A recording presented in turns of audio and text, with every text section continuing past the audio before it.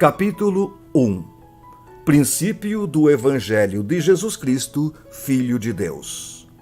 Conforme está escrito na profecia de Isaías, eis aí envio diante da tua face o meu mensageiro, o qual preparará o teu caminho. Voz do que clama no deserto, preparai o caminho do Senhor, endireitai as suas veredas.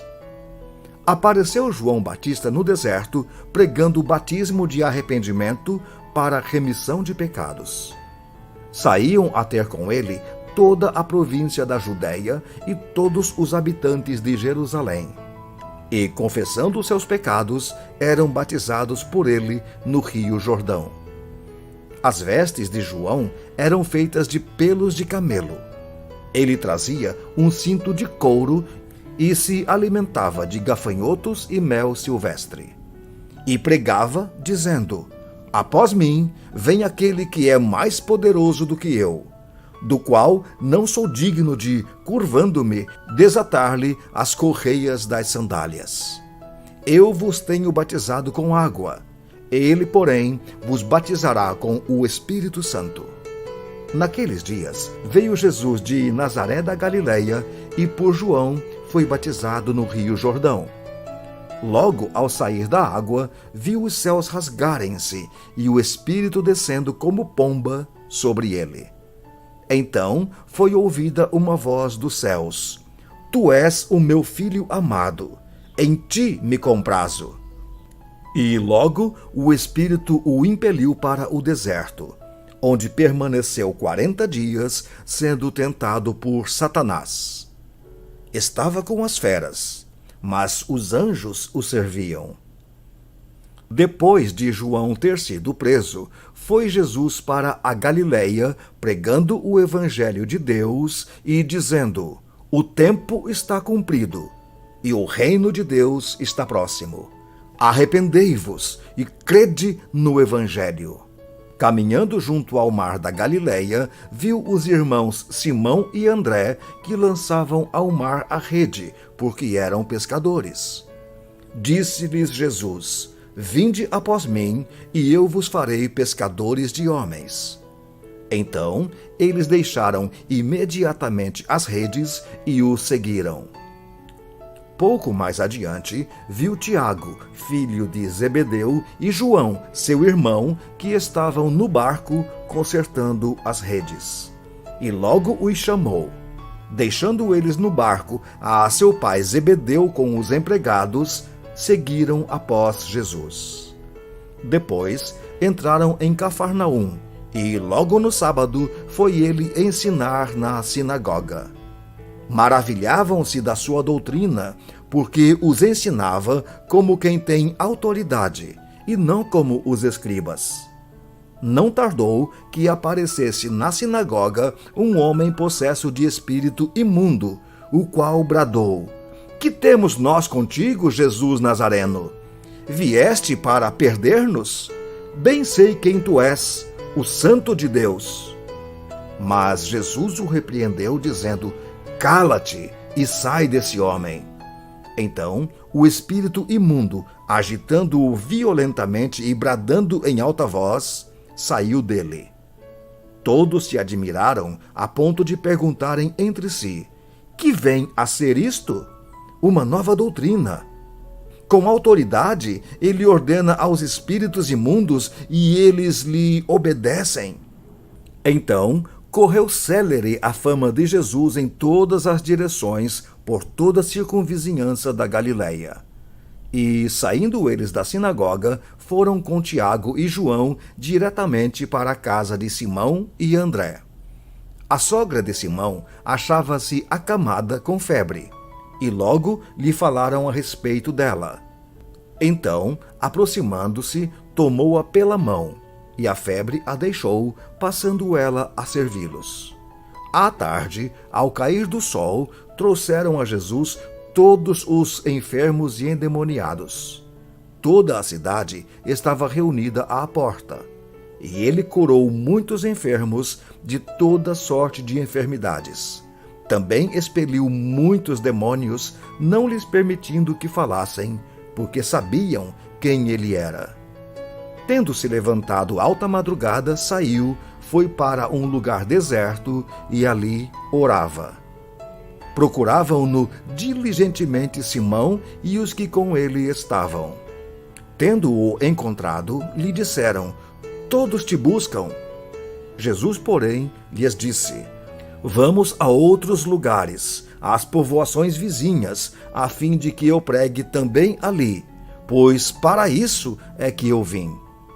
Então foi por toda a Galiléia, pregando nas sinagogas deles e expelindo os demônios. Aproximou-se dele um leproso, rogando-lhe de joelhos: se quiseres, podes purificar-me.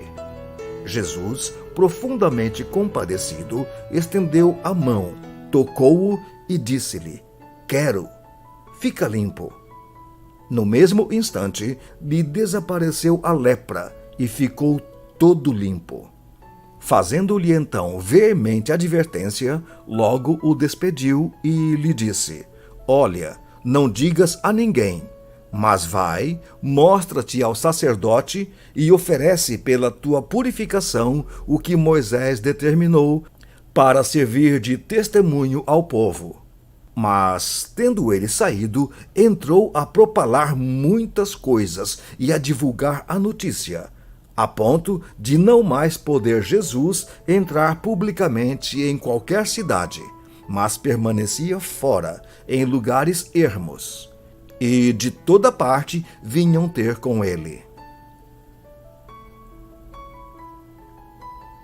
Capítulo 2. Dias depois, entrou Jesus de novo em Cafarnaum, e logo correu que ele estava em casa. Muitos afluíram para ali, tantos que nem mesmo junto à porta eles achavam lugar, e anunciava-lhes a palavra. Alguns foram ter com ele, conduzindo um paralítico levado por 4 homens. E, não podendo aproximar-se dele por causa da multidão, descobriram o eirado no ponto correspondente ao em que ele estava e, fazendo uma abertura, baixaram o leito em que jazia o doente. Vendo-lhes a fé, Jesus disse ao paralítico: filho, os teus pecados estão perdoados. Mas alguns dos escribas estavam assentados ali e arrazoavam em seu coração: por que ele fala deste modo? Isto é blasfêmia. Quem pode perdoar pecados, senão um, que é Deus? E Jesus, percebendo logo por seu espírito que eles assim arrazoavam, disse-lhes: por que arrazoais sobre estas coisas em vosso coração? Qual é mais fácil, dizer ao paralítico: estão perdoados os teus pecados, ou dizer: levanta-te, toma o teu leito e anda? Ora, para que saibais que o Filho do Homem tem sobre a terra autoridade para perdoar pecados, disse ao paralítico: eu te mando, levanta-te, toma o teu leito e vai para a tua casa. Então ele se levantou e, no mesmo instante, tomando o leito, retirou-se à vista de todos, a ponto de se admirarem todos e darem glória a Deus, dizendo: jamais vimos coisa assim. De novo, saiu Jesus para junto do mar. E toda a multidão vinha ao seu encontro, e ele os ensinava. Quando ia passando, viu a Levi, filho de Alfeu, sentado na coletoria, e disse-lhe: segue-me. Ele se levantou e o seguiu. Achando-se Jesus à mesa na casa de Levi, estavam juntamente com ele e com os seus discípulos muitos publicanos e pecadores, porque estes eram em grande número e também o seguiam. Os escribas dos fariseus, vendo-o comer em companhia dos pecadores e publicanos, perguntavam aos discípulos dele: por que come e bebe ele com os publicanos e pecadores? Tendo Jesus ouvido isto, respondeu-lhes: os sãos não precisam de médico, e sim os doentes. Não vim chamar justos, e sim pecadores. Ora, os discípulos de João e os fariseus estavam jejuando. Vieram alguns e lhe perguntaram: por que motivo jejuam os discípulos de João e os dos fariseus, mas os teus discípulos não jejuam? Respondeu-lhe Jesus: podem, porventura, jejuar os convidados para o casamento, enquanto o noivo está com eles? Durante o tempo em que estiver presente o noivo, não podem jejuar.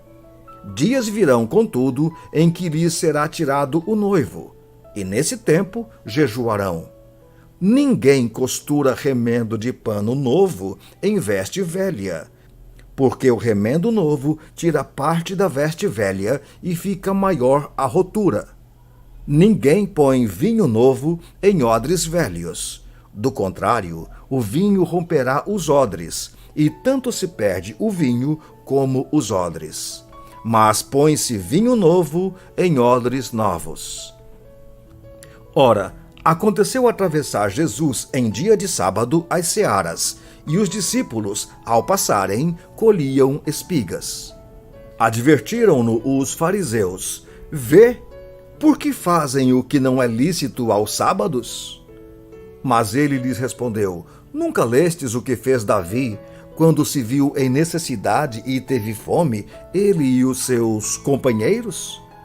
Como entrou na casa de Deus, no tempo do sumo sacerdote Abiatar, e comeu os pães da proposição, os quais não é lícito comer, senão aos sacerdotes, e deu também aos que estavam com ele? E acrescentou: o sábado foi estabelecido por causa do homem, e não o homem por causa do sábado. De sorte que o Filho do Homem é Senhor também do sábado. Capítulo 3. De novo, entrou Jesus na sinagoga, e estava ali um homem que tinha ressequida uma das mãos. E estavam observando a Jesus para ver se o curaria em dia de sábado, a fim de o acusarem. E Jesus disse ao homem da mão ressequida: vem para o meio. Então lhes perguntou: é lícito nos sábados fazer o bem ou fazer o mal? Salvar a vida ou tirá-la? Mas eles ficaram em silêncio. Olhando-os ao redor, indignado e condoído com a dureza do seu coração, disse ao homem: estende a mão. Estendeu-a e a mão lhe foi restaurada.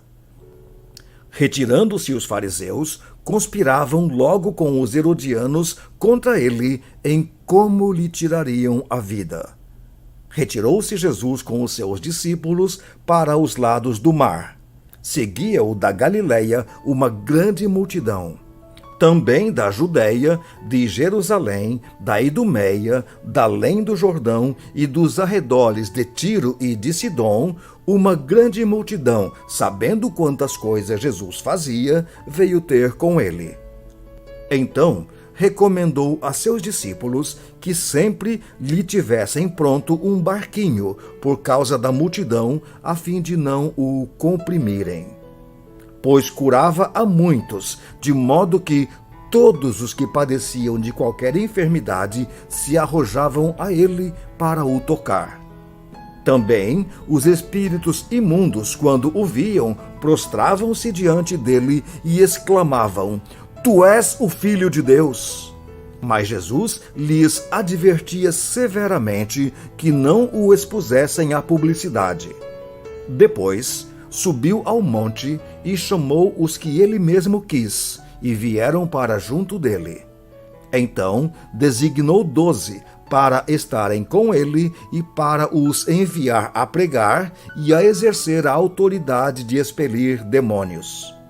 Eis os 12 que designou: Simão, a quem acrescentou o nome de Pedro; Tiago, filho de Zebedeu, e João, seu irmão, aos quais deu o nome de Boanerges, que quer dizer filhos do trovão; André, Filipe, Bartolomeu, Mateus, Tomé, Tiago, filho de Alfeu, Tadeu, Simão o Zelote e Judas Iscariotes, que foi quem o traiu. Então foi ele para casa. Não obstante, a multidão afluiu de novo, de tal modo que nem podiam comer. E quando os parentes de Jesus ouviram isto, saíram para o prender, porque diziam: está fora de si. Os escribas, que haviam descido de Jerusalém, diziam: ele está possesso de Beelzebu, e é pelo maioral dos demônios que expele os demônios. Então, convocando-os, Jesus lhes disse por meio de parábolas: como pode Satanás expelir a Satanás? Se um reino estiver dividido contra si mesmo, tal reino não pode subsistir. Se uma casa estiver dividida contra si mesma, tal casa não poderá subsistir. Se, pois, Satanás se levantou contra si mesmo e está dividido, não pode subsistir, mas perece. Ninguém pode entrar na casa do valente para roubar-lhe os bens, sem primeiro amarrá-lo, e só então lhe saqueará a casa. Em verdade vos digo que tudo será perdoado aos filhos dos homens, os pecados e as blasfêmias que proferirem. Mas aquele que blasfemar contra o Espírito Santo não tem perdão para sempre, visto que é réu de pecado eterno. Isto porque diziam: está possesso de um espírito imundo. Nisto chegaram sua mãe e seus irmãos, e, tendo ficado do lado de fora, mandaram chamá-lo. Muita gente estava assentada ao redor dele e lhe disseram: olha, tua mãe, teus irmãos e irmãs estão lá fora à tua procura. Então ele lhes respondeu, dizendo: quem é minha mãe e meus irmãos? E, correndo o olhar pelos que estavam assentados ao redor, disse: eis minha mãe e meus irmãos. Portanto, qualquer que fizer a vontade de Deus, esse é meu irmão, irmã e mãe.